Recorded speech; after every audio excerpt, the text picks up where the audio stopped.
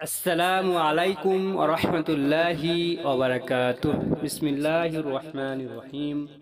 আল্লাহ বলেন, রোজা আমার জন্য, এর পুরস্কার আমি নিজ হাতে দিব।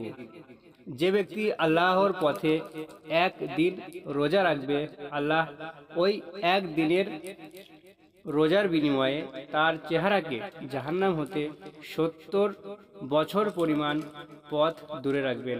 সুবহানাল্লাহ। আল্লাহ রব্বুল আলামিন বলেন, তোমাদের মধ্যে যে ব্যক্তি রমজান মাস পাবে সে যেন রোজা রাখে। যে ব্যক্তি রমজান মাসে ফরজ সিয়াম অর্থাৎ রোজা পালন করলো, তৎপর সওয়াল মাসেও আরও 6 দিন রোজা পালন করলো, সে ব্যক্তি যেন সারা বছর রোজা রাখলো। সুবহানাল্লাহ। হে আল্লাহ, আপনি যেভাবে রোজা রাখলে খুশি হবেন, সেভাবে আপনি সকল মুসলিম ভাই বোনদেরকে রমজান মাসের রোজাগুলো রাখার তৌফিক দান করুন। আমিন সুম্মা আমিন।